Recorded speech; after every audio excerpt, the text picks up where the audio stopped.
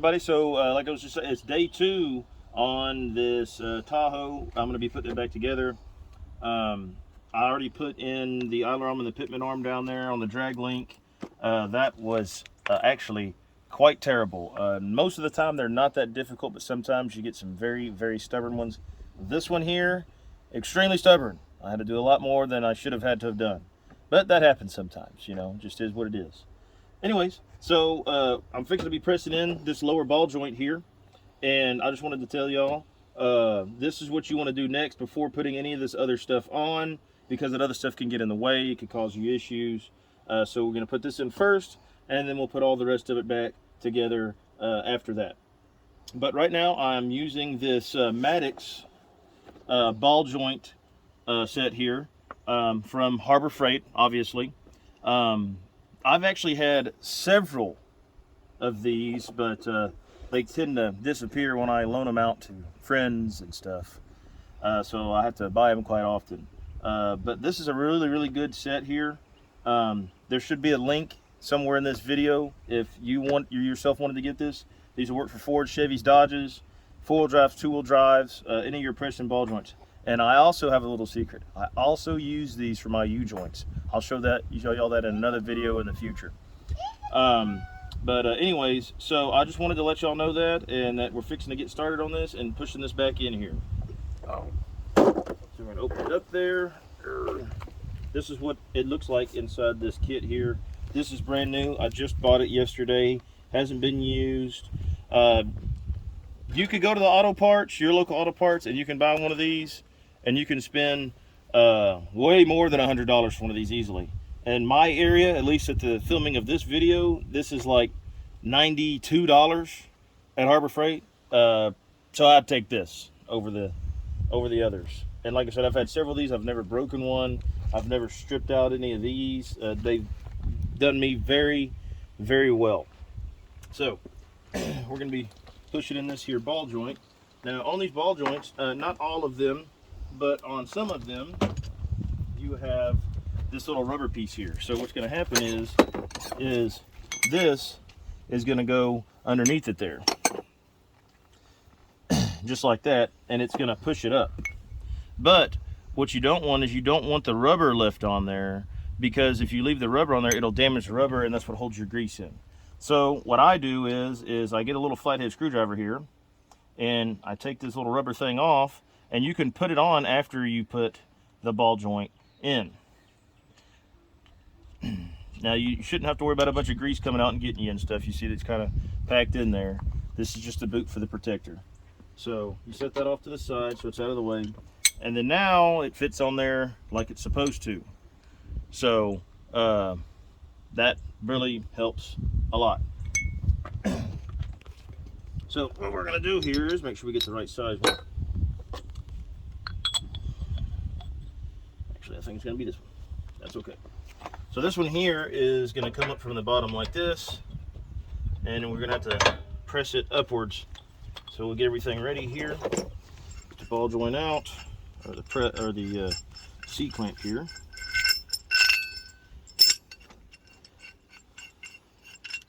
And you want to make sure you grease these, guys.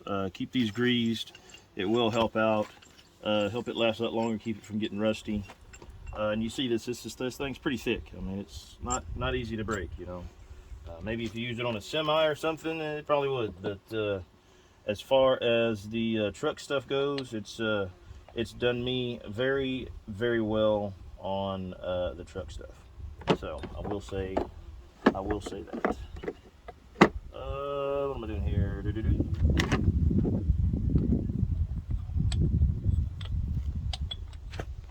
For this particular vehicle here, these are the ones that we have to use here. You see it's slotted on that end, so it slides in this little hole here.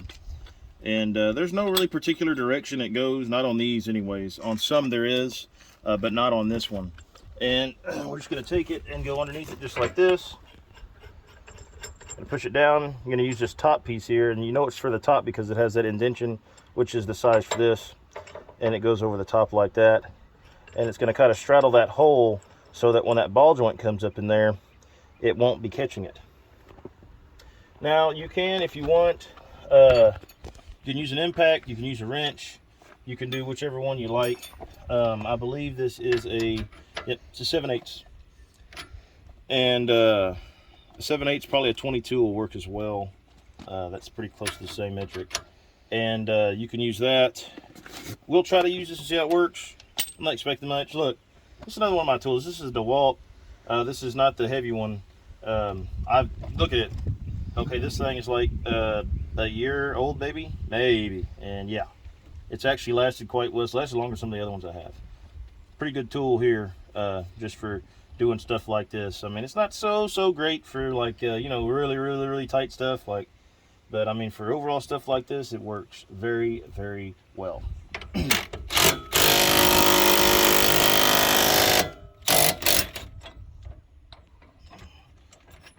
I was going in and it was catching, so we want to make sure that we're not catching anything, and then it's going to be straddling it properly. So you want to move it.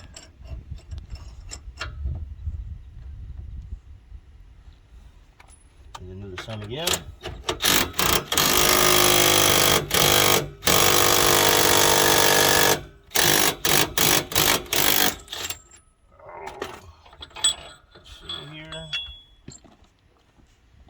Still going to catch it there, so we'll have to use this other piece here. Hopefully it'll be large enough to reach it, I hope. But we'll find out. It's going to be real close though, real close. Oh, it made it. Alright, so straddle that over it, just like that. Make sure that falls in the slot there, and then should be good to go again. And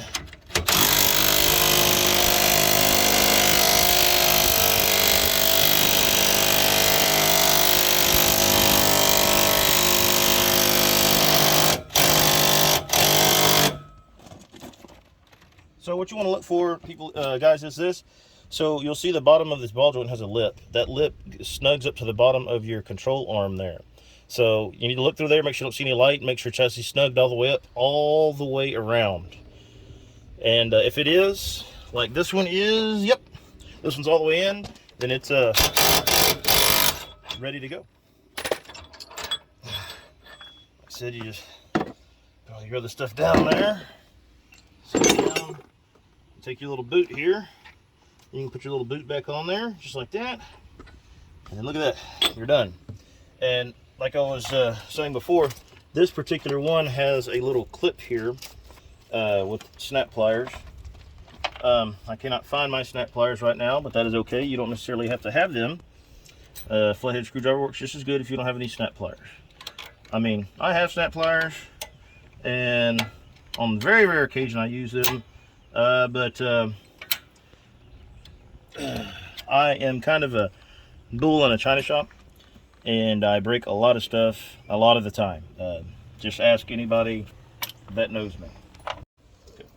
All right, so you want to take and make sure your oil thing is in there. So you know that your wheel is going to be here, so you don't want to face it this direction. So this direction, or that direction would be ideal, so that you can get in there and get it greased up.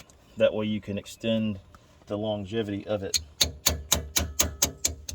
Get this rubber boot on here all the way. Okay, we are good to go there. Okay, so another thing is too, I was talking about in the previous video, is about these sway arm links. This is very interesting. So this is the sway arm link, and this is exactly how it goes on. Like I was telling you in the other video before, I have seen all manner of ways that people have done this. It's terrible. I've seen them put them on there like this, backwards without the ring, and it's just gouging it. Like, this is just, you know, if you don't know how to do something, you know, a simple internet search sometimes will answer all of your questions. So if you don't know, don't be afraid to get on your little search bar there and look up how something might go. So we're gonna slide this in, so I'll show you how this works here. Oh. So we're gonna take and we're gonna leave this like this. So you got the one metal washer, the run rubber, the rubber with the little nipple part that sticks up goes this way, goes up. Because we're going to go down from the bottom like this. So that's going to be the first one. Then you're going to take another piece of rubber. This is going to be nipple down. You're going to take another one of the flat washers there, put it down. Then you take the sleeve, put it on there, just like that. Another flat bar. Another piece of rubber, nipple facing upwards. Slide it down, get in there just like that. And then same thing here. Rubber nipple down, and then the metal on top.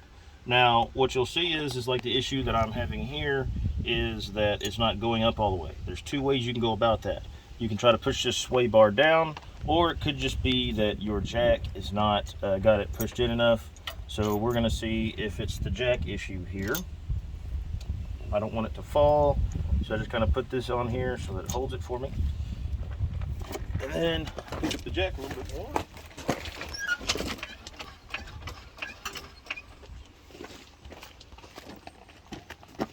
All right, let's see if we got the space now. Ooh, it looks like we do. All right, once again, nipple down, just like that. Metal on, screw on, just like so. See, it's not rocket science. It's pretty simple.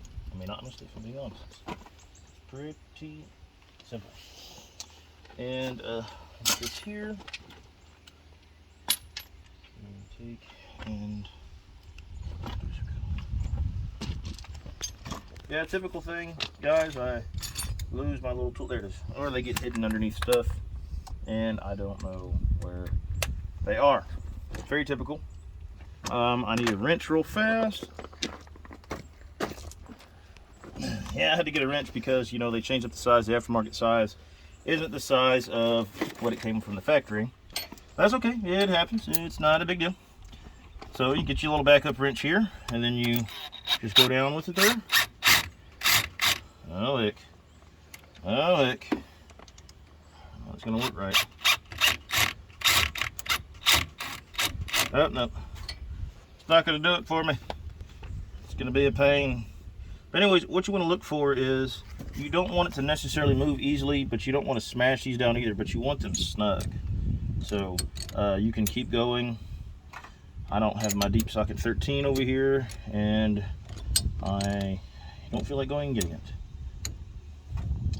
So we're just going to leave it like that.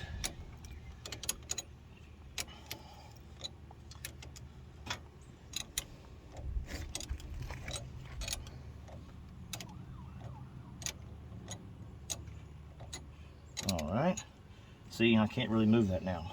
That's what you want. You want it nice and snug. Like I said, I've seen these things all kinds of different ways. People come to me, oh, I got my new stuff put in and it's still not right or whatever, and that's usually the case. Okay, so next thing we want to do is we want to get the control arm here. Again, guys, this kit that I have right here, there's a link in the other video. It's for very popular. This is for a 2005 Tahoe 2-wheel drive. So the 4-wheel drive will be a little bit different from this. Some of the pieces will be a little bit different, but this is a 2-wheel drive. So this should be the same for Tahoes and Suburbans. What is it? 2000 to, was it 2006? That are 2-wheel drive. Should be the same. Make sure we get a little oil seal out of it there. All right. And then you want to take your control arm. Just so y'all know, if y'all didn't know already, I'm in South Texas right now. It's extremely hot out here. This has been sitting in the sun all day. I almost cannot hold this. It is that hot. That hot.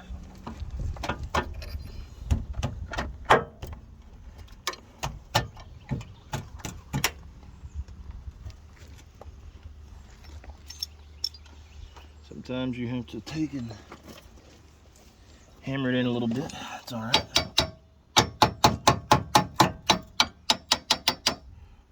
There we go. And then once again, you want to put them in the same way you took them out. Remember from the other video, outside, bolt faces outside. So I'm going to stick it in that hole there. Move this in. There we go.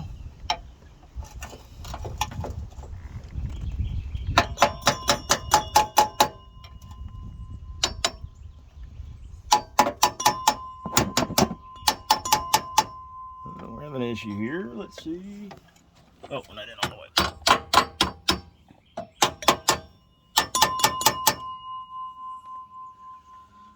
Why is that sucker not going in?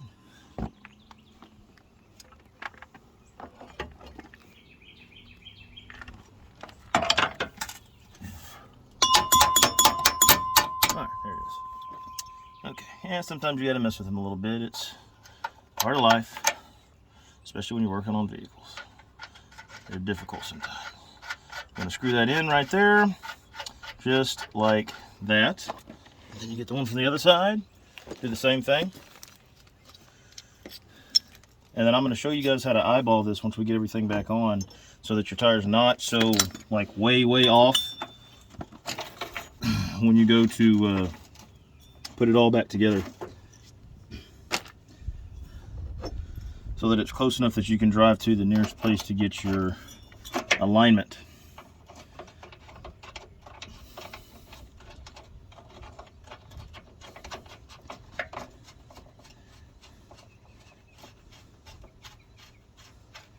Alright guys, it's just like that. And you want to take, and so that this is out of your way, so you're not hitting your hand on it or whatever the case may be, is I always take one of these and snug it up just enough to where it kind of holds it, or to hold it up like this to where I can still move it if I need to move it. So there you go. So now it's out of my way. Take the upper bolt off there, set it to the side, and then you'll see, take the plastic off, and then there's your boot right there. Right there is your boot. And then as it comes down, you'll see it's perfectly in line with that. So what we're going to do is get your spindle assembly now.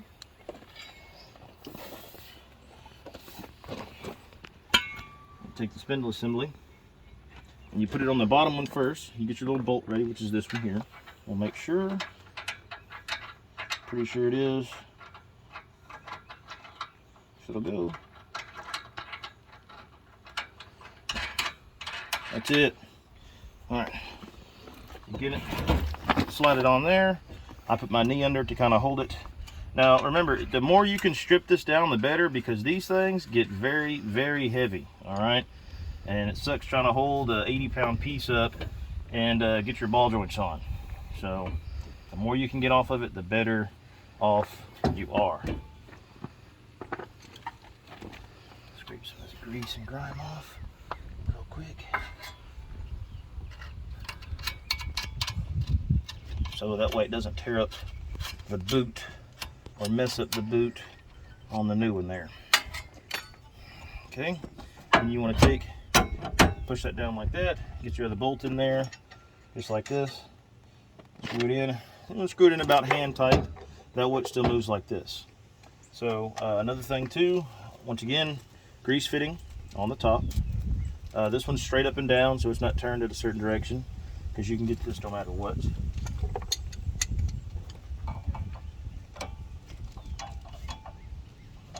And there we go. That's that. Now, if you remember in the other video, we made this tie rod in. So now is going to be the time where you take and you're going to screw that all the way in there. Now, another mistake that I just made, that I just noticed, I'm going to tell y'all right now, do not make the same mistake as me. So when you put this back on, this has to go here, and this has to go here. See how it feeds through there? So it comes this way through here, around here, just like that. So there's been times where I put it on there and this was on that side and it was all fumbled up. So just make sure you get that correct. So what you can do is just set it over here on top of this like this, so that it's out of the way of you putting in your tie rods here. So, like I said, they just screw in. It is righty tighty, lefty loosey. If it was going the right direction, it'd be nice.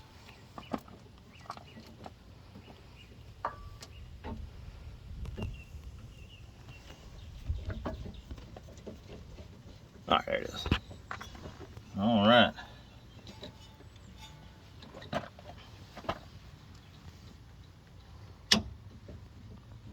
And you just want to put it in all the way there until it stops. Okay, it stopped. Then you're going to take and get your crescent wrench again. I'm sure there's a certain torque to this, and if that's what you choose to do, that is up to you. I just get it nice and snug. It's not going to go anywhere. And if you wanted to, you could put some Loctite on it as well, to help it out if you like.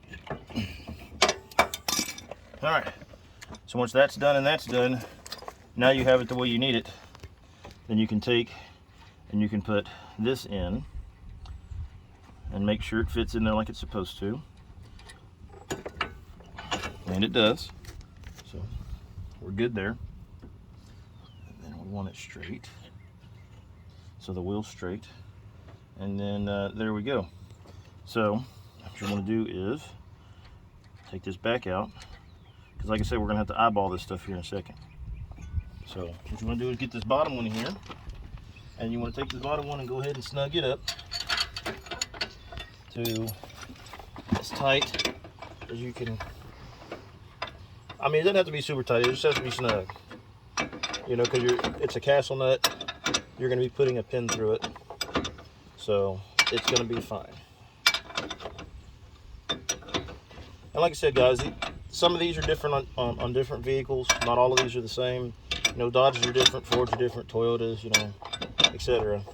But this is just a real good generalization and a real good idea of what you have to go through. And I decided to do it on, you know, like I said, a common vehicle, so that maybe this will help somebody out something. And if it does, I am quite happy and glad, because that is what I make these videos for. Now, you will also notice once you tighten those up, it's going to be a little bit harder and stiffer. That is normal. That is normal. I promise you it's normal. That's not going to affect your vehicle or your turning or any of that stuff. It's just going to make you have a little bit stiffer steering. And there's not a thing wrong with that. Not a thing.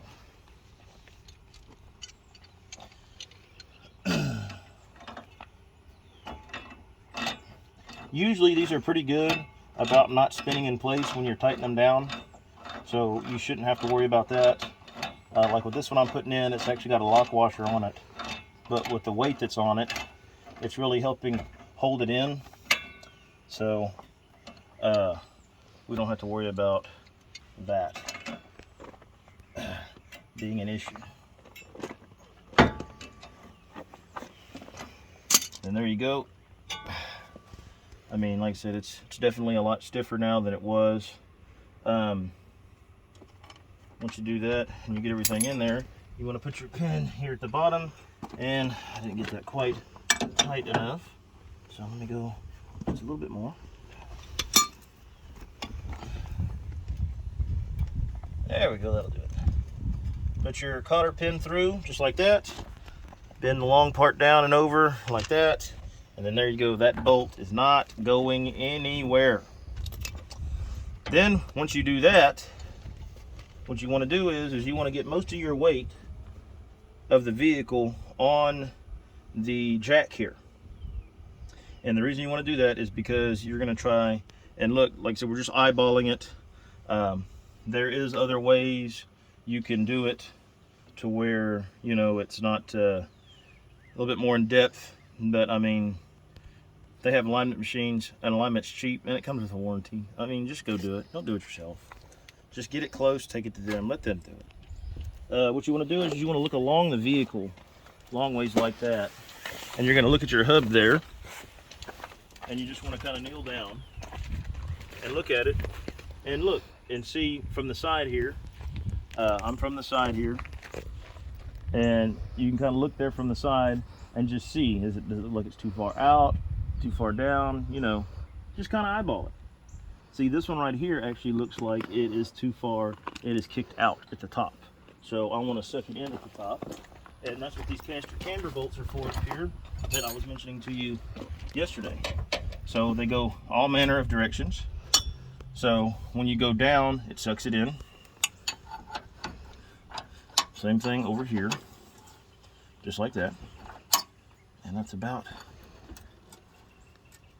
where I want it to be. That looks about right. Let me check it one more time, guys.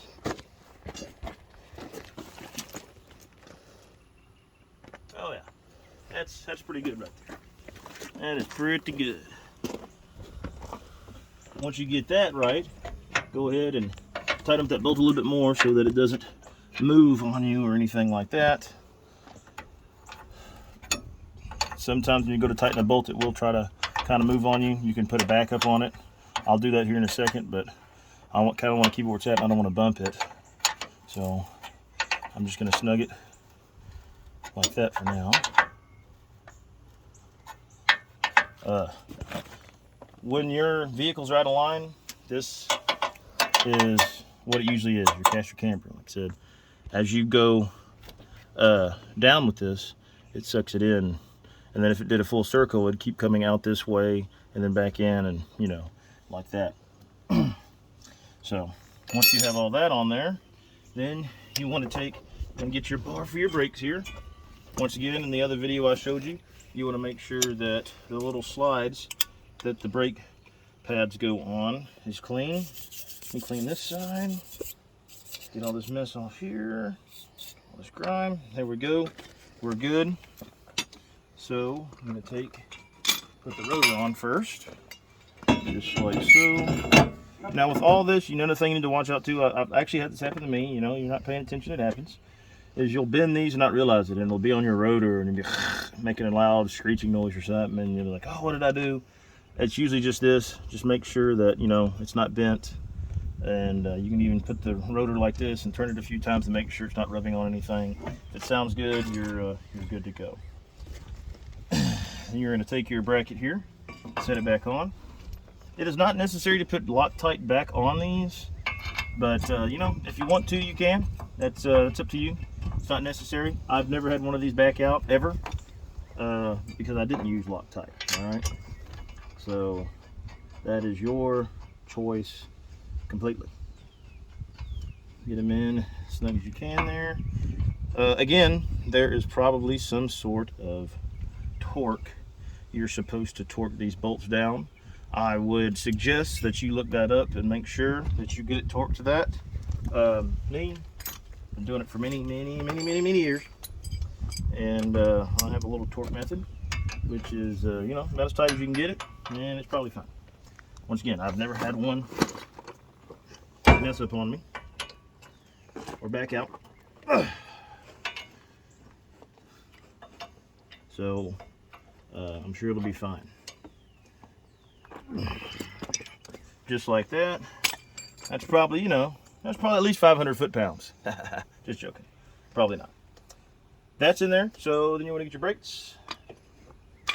You'll be able to recall which side is for which, because you see the little circles on there, little circles on the brake caliper there. Take these, set it in like this, like so. Sometimes they can be a little bit of a headache and hassle, just like that. Same thing on this side here. Boom, just like that. And you are good to go. Now, usually, if you did everything you're supposed to do, you won't need to push in your caliper to put your brake pads back on. I am, however, need to grease these, so I'm going to grab the grease real fast.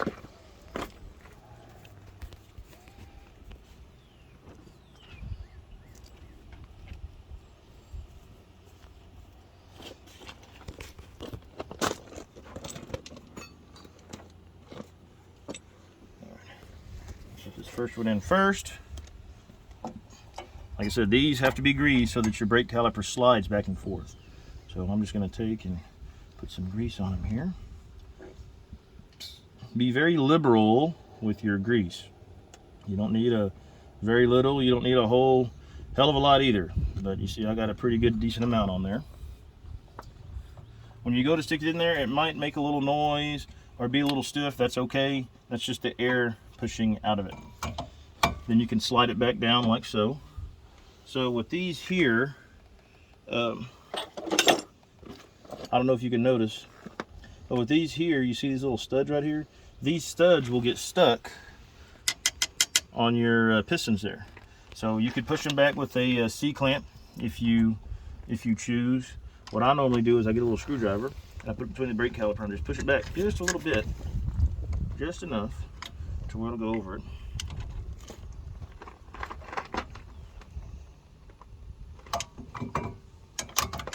And that's that, just like that. Get your other rubber lined up down there where it goes through that little hole there. You get your other little deal like this here. You got a little slide pin, more grease again. And there's no specific grease you can use. Grease is grease, in my opinion. There's some that prefer the actual grease, or some that prefer the red and tacky. Like, use whatever you like. Whatever you like. I mean, personally, guys, I do a lot of my shopping at Walmart. All right, I get oil filters, antifreeze, all that stuff, brake parts cleaner, all that I end up getting from like Walmart at way cheaper than auto parts. Way cheaper than auto parts. And still works exactly the same. You want to make sure you got that on there. Make sure that rubber that is on there goes over the actual little slide right there so that it doesn't get any grime in there, this rubber here, so that it doesn't get any grime in there and makes it to where it doesn't slide. See that? This is what you want your brake caliper to do. Move back and forth like that. That's what it's supposed to do. Then once you've done all that, take and slide that back in there. Little 10mm bolt. Screw it in there. And you have another one up here for this bracket here.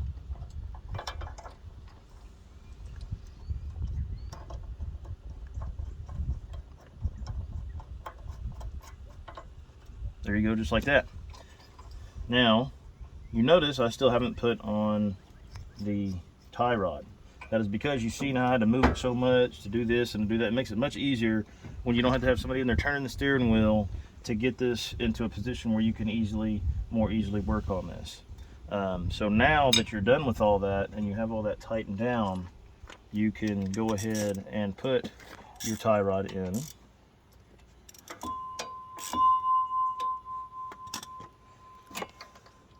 Like so. And then same thing with it. It's got a little castle nut that goes on it as well. And you make sure you screw it to where it's nice and tight, nice and snug. See, it doesn't need to be no certain foot-pounds.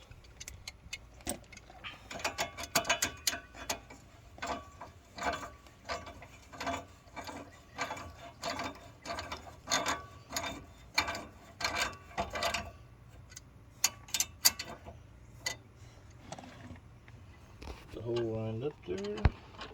There it is. Right there. And I'll stick the pin right on through and then fold it down just like I did on the back one here, and then you'll be good to go. I'll put the little grease insert in. You go back with your ABS wire and it clicks onto here and it goes all the way around over here. There's supposed to be a little thing that goes in there. It was on your old one.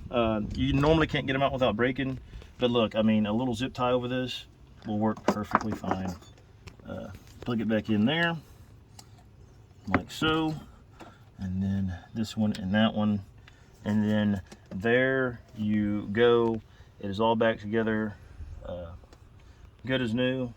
Bushings are new, all this stuff's new, and this side is ready. I'll be doing the other side next, but it's the same thing like this, like we did here. Like I said, this is not a job for the faint of heart. Like I said, I wouldn't call this, well, this one was hard. Most of the time they're not this difficult. Like I said, I'd say 8 out of 10. So if it's something that you and your buddies want to, try to tackle on the weekend, okay, I think you could, you know, um, and I've identified all the parts for you, what you need to do, how you should do it, and stuff like that. I had to check your wheel bearings, your brake pads, your rotors, and all that stuff like that. Um, and the type of tools you'll need and whatnot. This is also good if you have a grease gun. It's not going to hurt to go ahead and pump some grease in all your new grease fittings. I mean, you don't have to. There's grease in them, and if you don't have a grease gun, when you go to get your alignment done, just tell them, hey, look, I put all new front end underneath there. Could you grease this for me? And they usually will do it at no charge to you as a courtesy, and then you should be good to go. And like I said, your alignments, granted, you don't have enormous, huge mud tires on it or something like that. If they're stock, they normally come with a pretty good warranty. I say use them because, look, all it takes is to hit a bad pothole, and then your alignment's messed up. It's really as simple as that. Guys, be vigilant. Stay safe. I hope this helps y'all out. I hope this kind of gives you an idea of the amount of work that a shop would have to go through to work on your particular vehicle if this is the issue you have. I know this gets quite expensive if you go to shops and get it done. Um, so, like I said, if you want to save some money and do it yourself, this is what you're going to have to go through. It is a bit of a headache. So I hope this helps y'all out. If y'all have any questions or anything, or if there's any specific videos you're like, hey, can you explain more depth on this and that? I mean, you can send me a PM, write it in the comments. I'd be more than happy to make a video what y'all might have any questions about. And if y'all look, the information I give doesn't cost a nickel. So I mean, y'all can ask me as many questions as you need. I promise I won't charge you anything. I won't call you an idiot. There's nothing wrong with trying to do it yourself. Like I said, it saves you money. It helps everybody out, and you learn more about your vehicle, and you learn to appreciate your vehicle a lot more too. Honestly, you won't abuse as bad if you work on it like this and get the cuts and all the nasty grease and all this stuff over you. So, like I said, guys, I appreciate everything, and I hope y'all have a good rest of your week. This is the July 4th weekend, so those of you that are watching before this, stay safe. Please do not drink and drive, and I hope y'all have a good time enjoying Independence Day.